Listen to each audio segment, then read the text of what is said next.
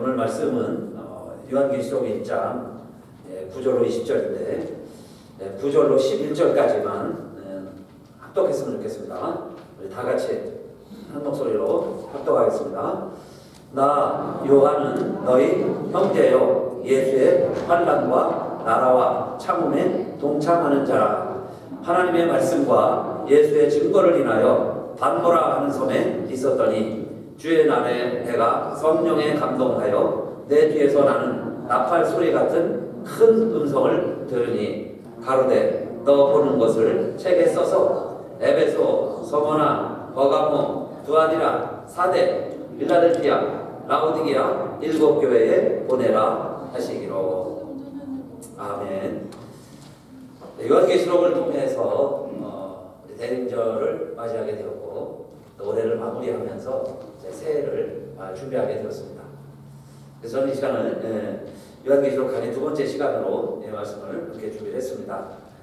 요한은 1장 9절에 다시 누가 이 편지의 저자인가를 밝히고 있죠. 자기 자신을 이렇게 소개합니다. 나 요한은 편지 스타일로 썼는데 자기 자신을 소개합니다. 나 요한은 누구라고 소개하느냐? 여러분과 같은 형제요 예수의 환난과 나라와 참음에 동참하는 자라. 지금 극심한 교회의 핍박 시대이지요. 이러한 때에 나도 여러분들과 함께 고난당하고 있는 형제입니다. 그런데 내가 하나님의 말씀과 예수의 증거를 보았다. 그래서 이 말씀을 쓰게 되었습니다 하는 거고, 또 장소가 언급이 되어 있습니다. 어디에서 쓰고 있다 그래요? 두 글자인데 반모라 하는 섬에 있었더니 이 섬에 휴양차, 휴가차 놀러 간 게 아니고 사실 유배 상태로 가는 거죠. 피난하는 겁니다. 도망가는 거예요. 숨어 있는 사이에 이 말씀을 쓰게 됐습니다. 그런데 모든 성경은 우리가 알고 있듯이 하나님의 감동으로 되었다 그러죠. 그래서 사람이 썼지만, 사람이 쓴 책이지만 하나님의 말씀으로 우리들이 받고 믿고 은혜 받는 이유는 성령의 감동으로 되었기 때문에 하나님의 말씀이 된 겁니다. 요한도 똑같은 계기죠. 10절에 보니까 주의 날에 내가 성령에 감동하여 내 뒤에 들리는 나팔 소리를 듣고 이게 어디서 나는가 하고서 주시하게 됩니다. 역시 그래서 편지 형식으로 써 있지만 하나님의 감동으로 쓴 하나님의 말씀이다 라는 이야기예요. 자, 그래서 편지라고 하는 건 또 수치인이 있습니다. 받는 사람이 있죠. 누구에게 이 편지를 썼느냐? 1장 11절에 보니까 여기 일곱 교회에 보내라 해서 일곱 교회 이름이 등장을 합니다. 앞에서 이야기할 때는 그냥 일곱 교회라고만 했는데 점점 이제 발전되고 있죠. 그래서 1장 10절에 11절에 보면 일곱 개의 이름이 나와요. 에서고두사 빌라입니다. 에서고두사 빌라. 방언이 아니고 그냥 외우자고 하는 일이에요. 첫째 달을 따서 에서거두사 빌라, 에서거두사 빌라, 에베소, 서머나, 두아디라, 사대교회, 빌라델피아, 라오디게아. 뭐나 빠졌는데 에베소, 에서, 버가모, 두아디라, 사대교회, 빌라죠, 빌라델피아, 라오디게아.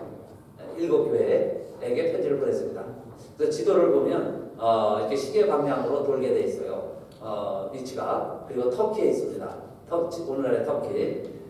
성지순례 가면 들려보게 되죠. 저도 다녀왔는데 지금 남아있는 교회의 흔적들이 어떤 곳에 가면 기둥만 있고 그냥 표지만 돼 있지 교회 흔적을 찾아볼 수가 없어요. 그만큼 이제 터키 지역이 교회를 귀히 여기지 않던 오랜 시간이 있었기 때문에 그 유적을 모르고 있다가 최근에는 이제 관광객들을 위해서 조금 신경을 쓰는데 지금도 거의 그냥 이렇게 폐허 상태로 그냥 되어 있습니다. 이 일곱 교회가 로마 황제가 교회를 핍박하던 시절에, 그러나 교회는 흥황했죠. 사람들은 모이기 시작을 했고 더 모이기 시작을 했고, 그러던 교우들에게 사실은 굉장한 핍박과 공포, 죽음에 대한 두려움이 있었어요. 그래도 그들은 예수 믿음을 버리지 않고 믿음을 지키는 사람들에게 이 편지를 써서 위로하고 격려해주는 내용이죠. 그래서 일곱 교회에 편지를 보내는 내용입니다. 그러면 그 다음에 1장 12절부터 보면 요한이 뭘 썼을까요? 무슨 내용을 썼을까요? 우리가 기대를 가지고 읽어보면 첫째는 그는 주님이 어디 계신가를 보았습니다. 주님 계신 곳을 본 거예요. 주님이 지금 어디 계셔야 할까요? 요한은 예수님이 십자가에 돌아가시는 현장도 지켰죠. 거기서 예수님께 직접 사명도 받았어요. 그 어머니, 육신의 어머니 마리아. 정말 부모 앞에서 먼저 가야 한다는 것. 물론 사명 따라 죽지만 이것이 내 길이라는 걸 예수님은 알고 가시지만 육신적으로 육신의 어머니 앞에서는 불효자지요. 불효자식이죠. 못할 길을 가는 거죠. 못 갈 길을 가는 겁니다. 그랬을 때 그 어머니를 부탁한 제자가 요한이죠. 그래서 요한이야말로 예수가 분명히 죽었다는 것을 누구보다도 잘 압니다. 그리고 도망도 다녔고 숨어도 다녔고 나는 목숨을 건져서 어머니를 지켜야 한다는 사명을 가지고 잠수하던 사도였어요. 자, 그런데 그 예수가 살아난 것을 경험을 했고 부활했다는 것을 경험을 했는데 오늘 또다시 경험하기를 그 예수님이 살아계신 거예요. 살아계신 것을 보았습니다. 그런데 그냥 평소에 보던 예수님의 모습이 아니고 촛대 사이에서 보았다 그랬죠.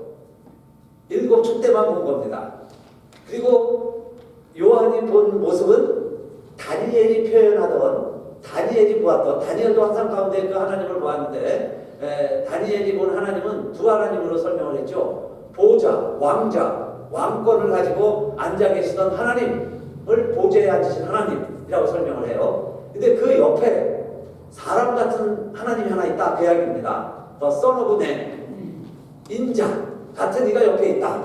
이걸 다니엘이 보았죠. 그래서 하나님은 한 분이신데 이상하게 하나님 우리를 보여줄 때는 보좌에 앉으신 하나님이 있었고 왕 앞에 왕처럼 왕으로 앉아 계신 하나님이 있고 사람 같은 하나님이 하나 있었다. 이게 다니엘이 처음 표현한 내용인데 오늘 요한도 그 하나님을 본 거예요. 촛대가 있었고 촛대 사이에 인자 같으니 더 써놓으면 그런데 살아있는 그 사람 같은 하나님이 살아계신 것을 보았다. 내가 보았다. 그 얘기입니다. 그런데 이것을 나중에 이렇게 설명을 해주죠. 그 7 촛대는 7 교회고 인자 같은 이는 예수 그리스도시라는 것을. 그래서 이 편지를 쓸 때 기자가 쓰듯이 사실적으로 쓴 게 아니고 묵시로 쓴 거죠.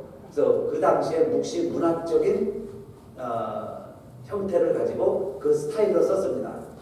그러니까 황제가 이렇게 이야기를 하지 않고 큰 용이 로마가 아니라 바벨론이 예수 그리스도가 아니라 인자 같은 이가 만왕의 왕이신 하나님이 라고 말하는 게 아니라 왕의 보좌에 앉으신 이가 이게 다 성경 요한계시록의 표현 양식이죠. 그러니까 그걸 보고 우리가 누구인가를 알아내야죠. 그래서 그런 양식을 요한이 쓴 거고 그 다음에 우리가 요한계시록을 읽으면서는 숫자의 의미가 있어요. 그냥 아무렇게나 숫자를 쓴 게 아니고 숫자의 의미를 생각하면서 쓰면 더 큰 내용, 더 깊은 뜻을 알게 되죠. 그래서 여기 7 교회라는 이야기는 사실은 이 땅의 모든 교회를 총칭하는 거예요. 모든 교회입니다. 그러니까 모든 교회에 편지를 보낸 거예요. 이 당시에 이 편지를 읽을 때는 에베소 교회의 편지를 서머나 교회, 버가모 교회, 두아디라 교회에 따로따로 보낸 게 아니고 한 편지를 보낸 겁니다. 그런 게 회람을 시켰죠. 요즘처럼 카피해서 볼 수 있는 게 아니니까 한 권을 가지고 쭉 돌리면 한 책을 가지고 쭉 다 돌아가면서 이렇게 되었어요. 그러니까 그 이야기는 어느 날 요한계시록은 뭐 어느 교회 준 거고 어느 교회 준 거고 이게 아니에요. 모든 교회에 그게 7이라는 숫자의 의미입니다. 근데 거기서 중요한 것은 우리 예수님이 지금 어디 계시느냐? 교회 사이에 그것도 살아계신 인자 같은 이로 창조부터 함께 계셨던 그 하나님으로 다시 회복되셔서 살아계신 하나님, 그 왕의 보좌 옆에 모든 권세를 가지고 계신 하나님, 특별히 교회 사이에 거하시는 하나님을 본 거예요. 그러니까 교우들에게 희망을 주는 거죠. 지금 핍박과 어려움 가운데 있지만 아니다. 우리 교회와 함께 하신다.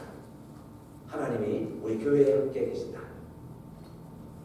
지금 하나님은 우리 예수님은 부활 승천하셔서 우리와 멀리 하늘에 계시고 우리는 이 땅에서 고아처럼 우리 홀로 스스로 고난받고 비판받고 어려움 당하고 죽어나가는 실패하는 교회가 아니다.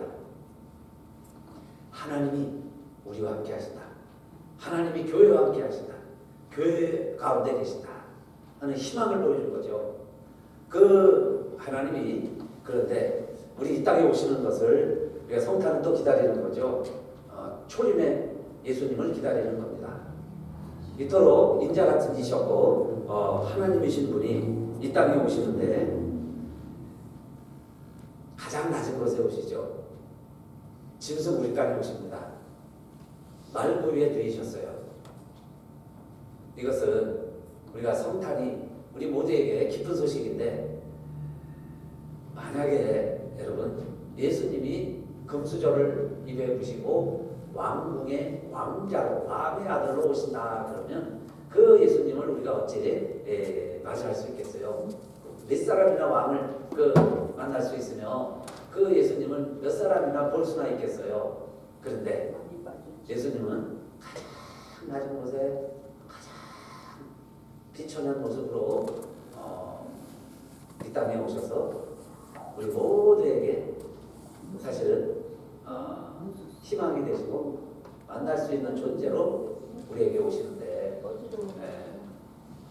그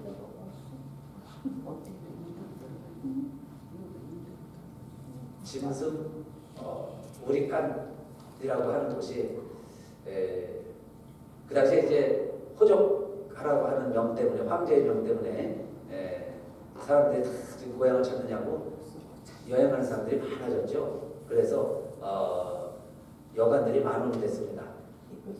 그러니까 마리아와 요셉도 머물 곳이 없어서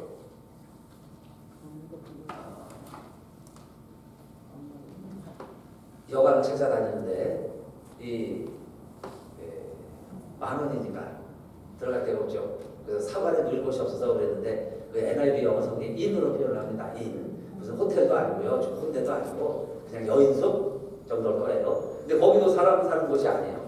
사람 들어갈 방 없어요. 그러니까 여관 주인이 그래도 컴패션이 있는 거죠. 그래서 이렇게 제안을 합니다. 손님에게 할 수 있는 일은 아니지만은 그러나 돈이 안 됐어요. 그냥 젊은 부부 같은데 부인은 지금 만삭이 돼 있고 곧 애가 나올 것 같은데 그냥 우리 여관에서 나가면 길거리에서 애기 낳게 생겼잖아요. 그러니까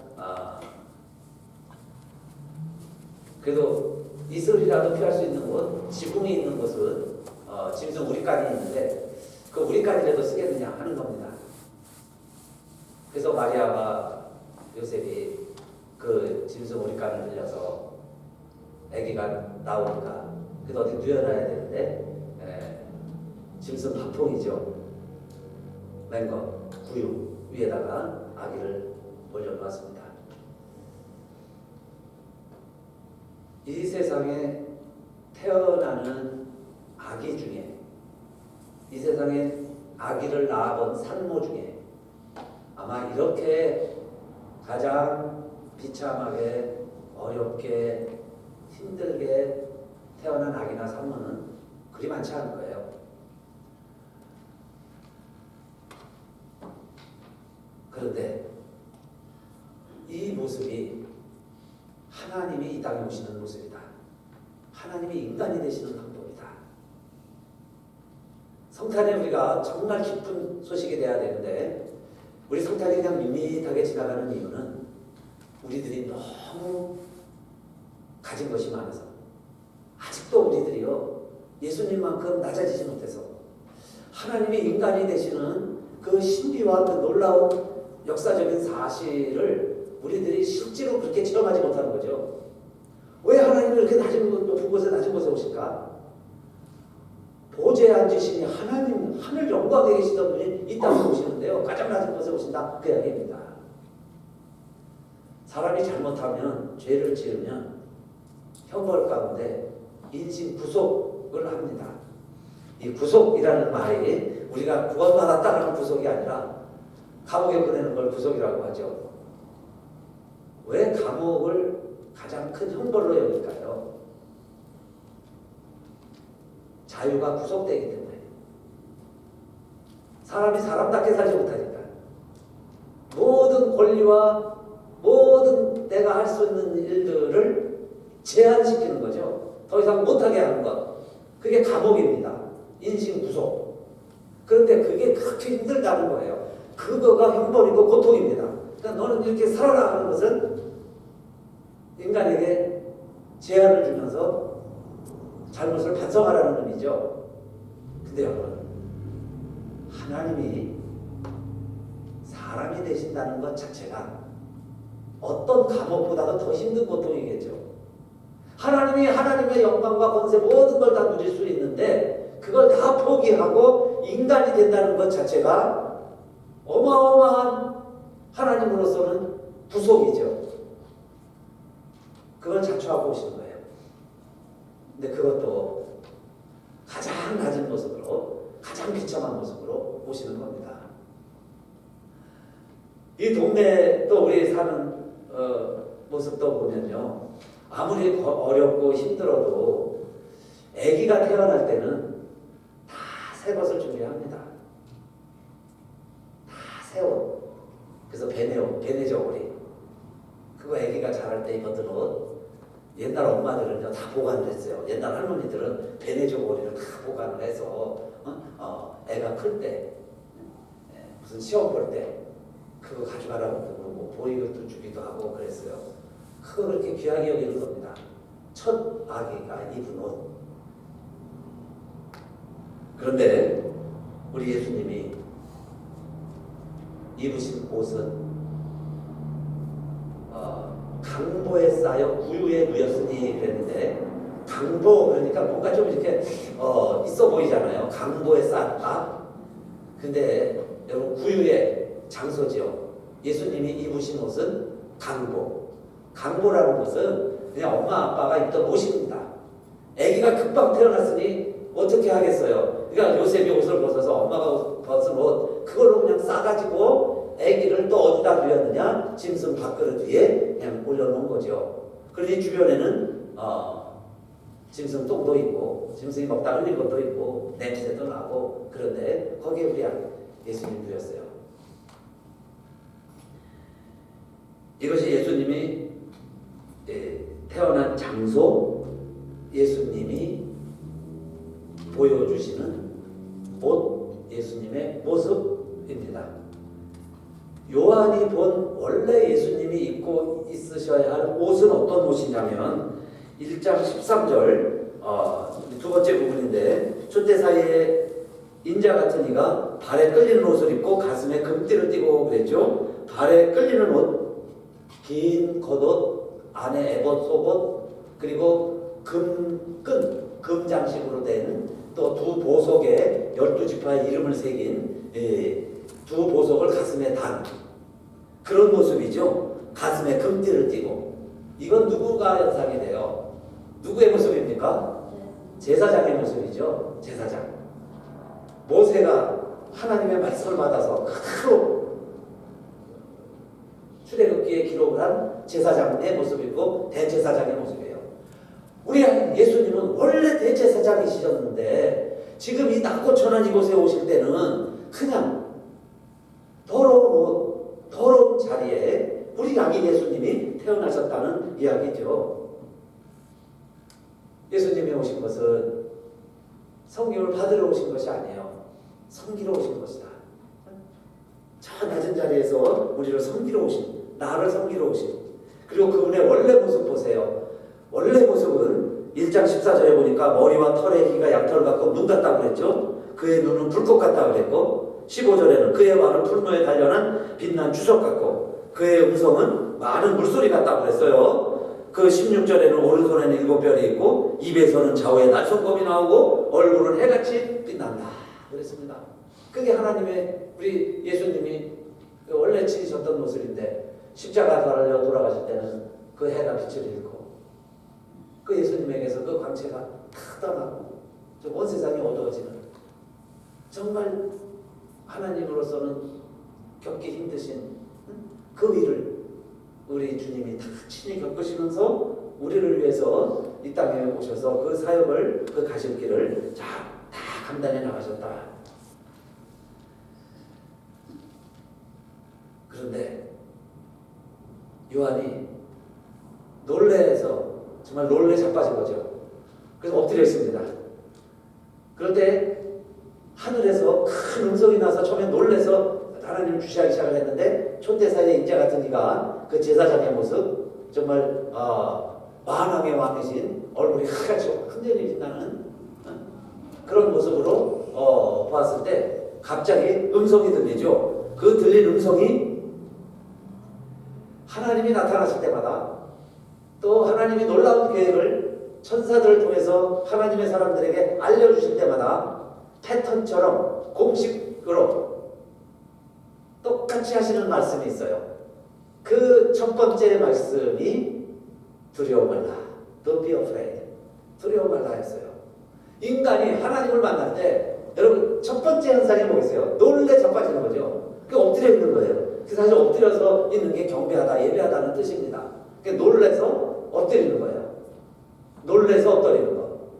그게 우리의 예배드리는 자세가 돼야 되죠. 그 요한도 놀래서 엎드린 겁니다. 엎드려 있는 사이에 정말 죽은 자같이 숨도 못 쉬겠죠. 하나님을 만났으니까요. 하나님의 음성이 들리기 시작을 하니까 그 빛도 우리가 제대로 쳐다보지 못할 텐데, 해도 못 보는데, 하나님을 만났을 때 모두가 다 엎드려 있을 때 하나님이 주시는 첫 번째 음성은 두려워 말라 였어요.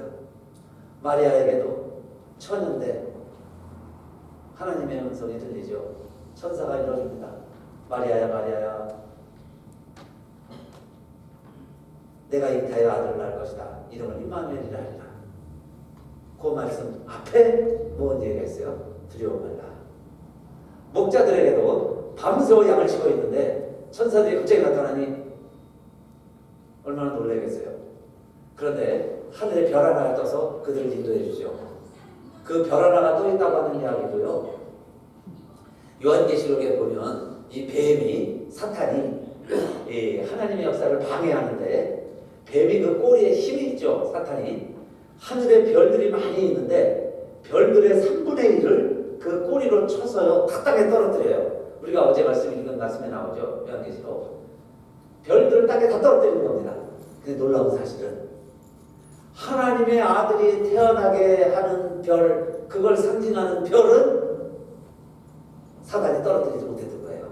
3분의 1이 별이 다 떨어지는데도 그 별 하나가 더 밝게 빛나면서 동문 박사들에게 그 별을 인도해 주게 되죠.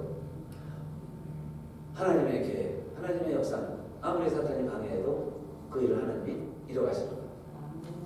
그렇기 때문에 두려워 말라. 놀라지 말아라. 그래서 마리아에게도 처녀인데 아이를 낳을 것이라는 거예요. 이 놀라운, 이해하기 어려운 말씀을 들을 때도 놀라지 말라. 놀라지 말라는 거예요. 첫째, 놀라지 말자. 여러분 두려워하지 말아라. 이 세상에 별의별 일이 다 벌어집니다. 우리가 생각지도 못했던 일들이 벌어져요. 그때 두려운 거죠. 예상한 것은, 생각한 거는 그 일이 벌어져도 그렇게 우리를 힘들게 하지 않아요. 그런데 왜 우리들이 힘들냐면 생각지도 못했던 일이 벌어지는 거예요. 마치 콩을 심었는데 막 팥이 나오는데 사람이 놀래 자빠지는 거죠. 힘들어지는 거예요. 그런데 사랑하는 성도님들, 놀라지 말아라. 그게 하나님이시는, 하나님의 음성을 들을 때, 하나님을 목격을 할 때 들리는 첫 번째 하나님의 음성이죠. 두려워하지 말아라. 놀라지 말아라. 나는 처음이요 나중이다. 이 표현은 처음이요 나중이다. 요한계시록 1장 앞에서도 나왔는데 하나님을 설명할 때 쓰는 표현이었어요. 하나님, 처음이요 나중이다. 이제도 계시고 전에도 계시고 앞으로 오십니다. 전능자다. 예수님을 다시 그렇게 표현하죠. 처음이요 나중이다. 내가 하나님이다. 하나님이시다. 그 말씀입니다. 근데 이어서 바로 무슨 말씀이 나와요? 곧 산자라. 내가 전에 죽었었노라. 볼지어다. 그 말씀이에요. 나는 산자다. 누구보다도 잘 알죠. 요한이 죽은 예수님. 나는 산자다. 그게 하나님의 표현이에요. 예수님의 표현. 나는 산자다. 근데 두려워하지 말아라. 두려워하지 말자. 나는 죽었다가 살아났다. 여러분 이게 성탄에 우리에게 주는 정말 복음의 깊은 소식이죠. 예수님이 다시 오신다는 것을 믿는 우리들에게는 그러면 죽었다가 사셨는데 사시고 다시 오시는구나? 그 이야기예요. 요한이 보는 이야기도 나는 산자다. 나는 살았다. 원래부터 살았다면 뭐 산다는 게 그렇게 큰 의미가 있겠습니까? 죽지도 않았는데 살았으니 살아있는 자다, 나는 산자다, 별 의미가 없을 거예요. 반드시 죽었는데, 진짜 죽었는데, 죽은 걸 내가 아는데 그분이 살아계세요. 그래서 내가 산자다. 그 말이 놀라운 이야기죠. 산자다라는 말이 리빙 왕, 살아있는 자다. 하나님은 살아계세요. 예수님 살아계세요. 그걸 우리에게 전해주시려고 성탄을 기다리라는 거죠. 살아서 다시 오신다는 이야기입니다. 산자다. 그런데 전에 죽었었노라 다시 살아났다. 나는 세세토록 살아있다. 그 말씀이고, 더더욱 놀라운 말씀을 해주세요. 그 이야기를 요한이 우리에게 전해주는 거예요. 나는 사망과 음부의 열쇠를 가졌노라. 사망, 죽음 아닙니까? 죽음 이후에 더 무서운 게 지옥인데, 심판인데, 사망과 음부의 열쇠를 가졌노라. 또 감사한 것은 천국의 열쇠는 우리 예수님께서 베드로를 통해서 이 땅에 남겨주고 가셨어요. 이 땅에서 우리는 천국 열쇠를 취하고 천국에 들어갈 수 있는 길을 압니다. 천국 갈 수 있다는 이야기예요. 그렇죠? 여러분, 우리 살아서 예수 믿고 살아서 천국 가는 겁니다. 왜냐하면 예수님이 이미 우리에게 천국 열쇠를 이 땅에 던져주고 가셨어요. 그래서 우리는 예수 믿고 천국 갑니다. 그러나 성경을 가만히 보면 죽음과 지옥의 열쇠는 예수님만 가지고 계세요. 그 이야기가 얼마나 우리에게 위로가 되고 희망이 되고, 이게 굿뉴스고 복음 아닙니까? 사실 때가 돼서 하나님이 허락하셔서 주님이 문을 열어주셔서 우리가 죽는 거예요. 죽을 수 있는 거예요. 여러분, 아무리 죽고 싶어도, 죽으려고 그래도 사람 목숨이요 쉽게 안 죽어요. 모진 게 우리 인생이고 목숨이라고 그러잖아요. 안 죽습니다. 어떤 사람 죽어보려고 해도 안 죽는 데잖아요. 절대 안 죽어요. 왜? 죽음의 열쇠는 주님이 간 것이기 때문에. 주님이 와라 가는 거니까. 주님 허락하면 여러분 들어갈 수 있습니다. 지옥도요, 여러분 구경 삼아 지옥 한번 가봐야지. 절대 여러분 갈 수도 없어요. 지옥 못 가세요. 주님이 가라고 해 가는 거예요. 주님이 뭐 없는 곳이 지옥인데 주님이 열쇠 갖고 계시다. 오늘 성탄절에 주시는 말씀, 그래서 기쁘다, 주님 오셨네. 그 중에 하나가요, 하나님 천국 열쇠와 지옥 열쇠를 알게 해주셔서 감사합니다. 내가 지옥 못 가는 존재에 대해서 감사합니다. 지옥 열쇠는 주님이 딱 갖고 계신데 주님보다 더 센 이가 누가 있어요? 누가 감히 주님의 손에서 지옥 열쇠를 빼앗아서 내가 싫은 사람, 미운 사람 들어가라고 거기다 집어넣을 수 있는 사람 누가 있겠어요? 아무도. 지옥을 함부로 갈 수도 없어요. 보낼 수도 없습니다. 함부로 여러분 지옥 얘기도 하지 마세요. 예수님보다 힘센 이가 없는데. 그리고 지옥은 마귀와 그 사자들을 위해서 예비된 곳이지 성도들이 갈 곳이 아니에요. 무적의 사단, 하나님을 대적하는 세력들, 그것을 위해서 불못을 예비해 놓은 곳이지 사랑하는 성도들, 하나님의 백성들이 살아간 곳이 아니다. 그걸 예수님이 오늘 가르쳐준 거죠. 무서움을 떨고 있는 요한에게. 그래서 요한이 점점 힘을 얻는 거예요. 그렇구나, 예수님 사랑하셨구나. 지금요 우리가 죽는다는 얘기예요. 지금 로마 군인들이 이 교회에 또 막 쳐들어오면 전부 다 지금 잡혀가는 거예요. 그러면요 어떻게 죽을지 몰라요. 너무너무 무서운 겁니다. 부활의 소망, 하늘의 천국의 소망은 있지만은 현실은 이렇게 처참한 시기에 있는 일곱 교회에 요한이 보여준 거죠. 예수님은 살아나셨을 뿐만 아니라 지금도 지옥, 죽음의 열쇠는 하나님이 쥐고 계시다. 죽을 거 두려워하지 말아라. 죽음을 두려워하지 말자. 우리 함부로 죽지 않는다. 쉽게 죽지 않는다. 그래서 이 편지를 막 써가지고 일곱 교회에 보내준 거고, 그러므로 이 일들, 장차된 일들을 너희가 기록을 해라 그랬습니다. 그래서 여러분, 예수님이 오신 목적을 오늘 세 가지로 말씀드리면서 말씀 마치고 게 작겠지만 기도도 했으면 좋겠어요. 첫째, 예수님은 왜 오셨을까요? 인자에 온 것은 섬김을 받으려 함이 아니라 도리어 섬기려 하고 자기 목숨을 많은 사람의 대속물로 주려 함이니라. 왜 오셨나요? 죽기 위해서 오신 겁니다. 왜 오셨을까요? 섬기러 오신 거예요. 섬기려고 오셨죠. 섬기려고 오시다가 그것도 죽기까지 섬기시다가 결국 죽기 위해서 오신 거예요. 죽으러 오셨구나. 죽으러 오셨다는 말이 맞는 거죠. 자기 목숨을 많은 사람의 대속물, 랜서, 속량물로 주고 우리들을 건져주려고, 우리들을 포로에서 우리를 해방시켜 주시려고, 우리에게 약값을 주시려고. 그 약만 먹으면 사는데 돈이 없어서 약도 못 사요. 밥 한 끼만 먹으면 사람과 똑같은데 정말 끼니를 굶어가고 죽고 있습니다. 그들에게 밥값을 대시기 위해서 그게 랜섬이죠. 내 것을 주어서 사람들을 살려보려고, 그게 랜섬의 의미입니다. 대속물로 주려는 자, 죽으려고 오신 예수 그리스도. 그게 성탄의 첫 번째 의미라고 말씀드릴 수 있겠어요. 그 다음에 두 번째는 내가 온 것은 잃은 자를 찾아 구원하려 함이니라 그랬습니다. 내 인자에 온 것은 누가복음 19장 10절에 잃어버린 자를 찾아 구원하려 하심이니라. 길 잃은 자, 집 없는 자, 고아, 전쟁 포로들, 정말 여러분 이 세상에는 어렵고 힘든 우리의 이웃들이 너무 많이 있습니다. 그들을 찾아내서 구원하는 것, 구원, 셀베이션이라는 것은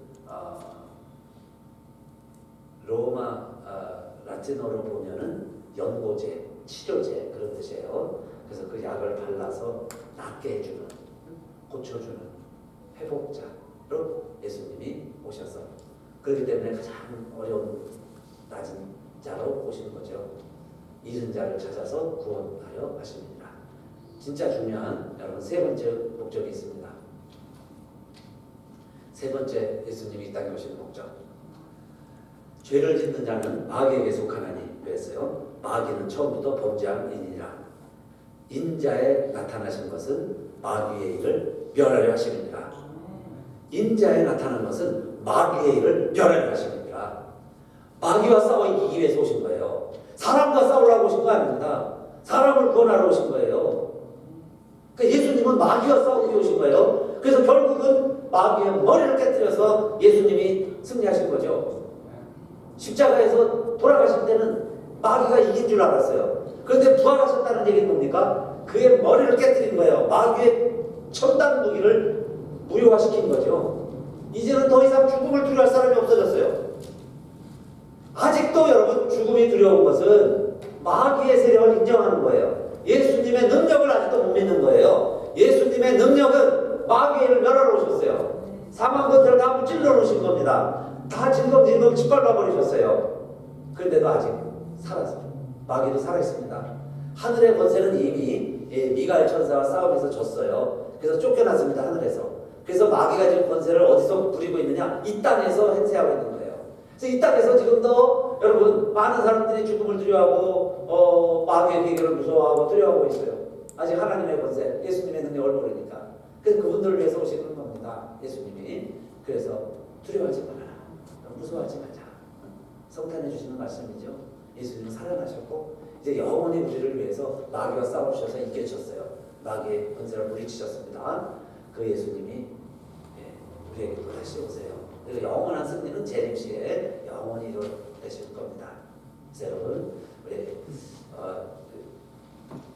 그 아름다운 보좌를 버리시고 이 땅에 오신 예수님, 우리 일어나셔서 찬송하시고 말씀 한번 생각하면서 기도합시다.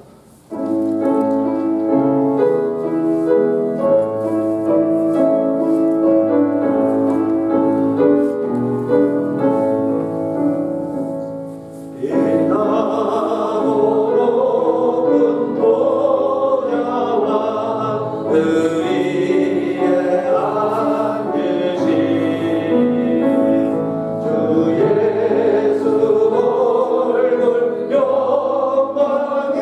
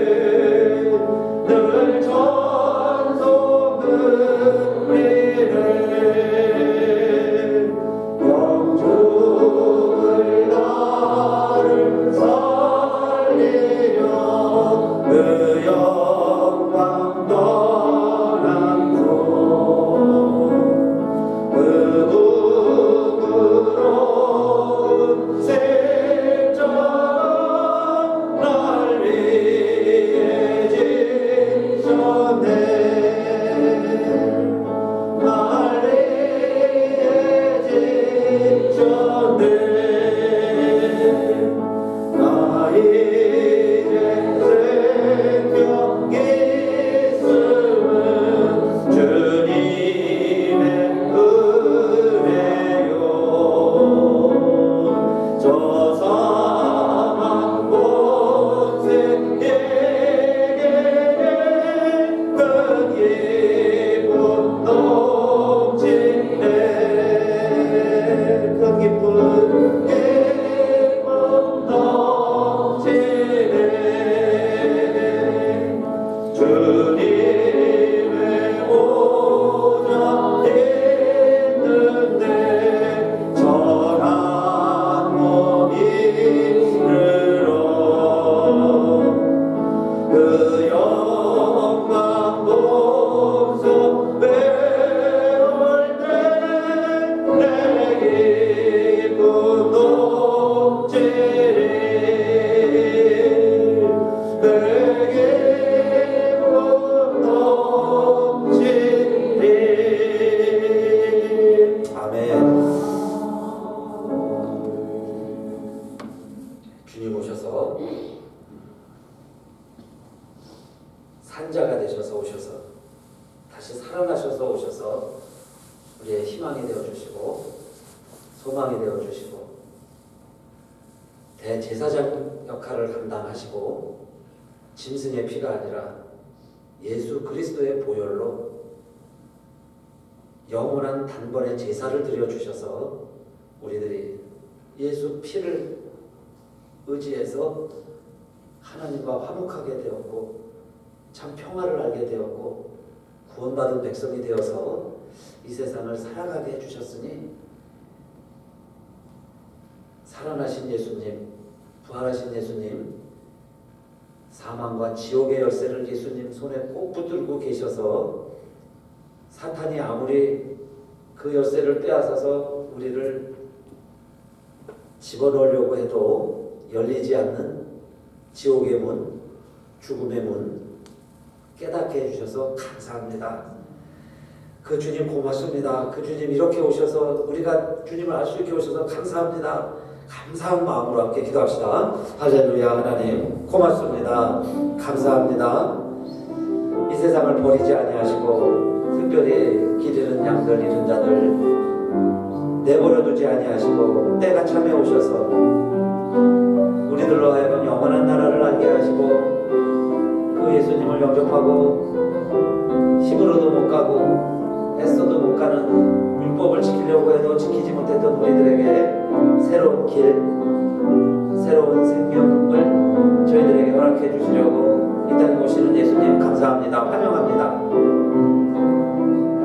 오실 때 우리 안에 있는 마귀의 일이 멸망된 것처럼 이제는 우리들 죽음을 두려워하지 않고 이 세상을 승리하며 살아가게 하여 주시옵소서. 우리들도 다 같이 빛나고 높은 보좌에 함께 앉게 해줄 줄 믿사오며 그 나라를 바라보는 우리들 오늘 하루도 열심히 힘있게 이제는 눈물을 거두고 저는 다리에 힘을 내서 이제는 걷고 일어나 뛰며 하나님을 찬양하는 하나님의 백성들이 다 되게 하여 주시옵소서. 미워하는 마음에 이제는 하나님 사랑하는 마음이 싹트기 시작하게 하여 주시옵소서. 어둠 가운데 행하던 자들이 이제는 낮으로 빛으로 나아오게 하여 주시옵소서. 싸우던 사람들이 손을 맞잡고 형제의 힘을 확인하는 분이엘의 아침이 이 땅에 이루어지게 하여 주시옵소서.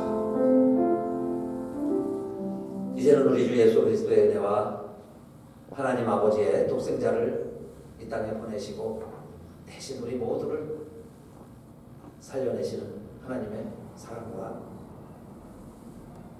구원받은 자들을 한 사람 한 사람 천사를 보내서 14만 4천 명 구원받은 모든 이들에게 인칠 때까지 세상의 재앙이 나무 하나도 건드리지 못하도록 하나님의 택한 백성들 손도 대지 못하도록 지켜주시는 성령의 인치심이 오늘 대림절 넷째 주일 성탄을 기다리며 성탄 주일 예배를 드린 우리들 모두에게 이 땅의 주님을 간절히 기다리며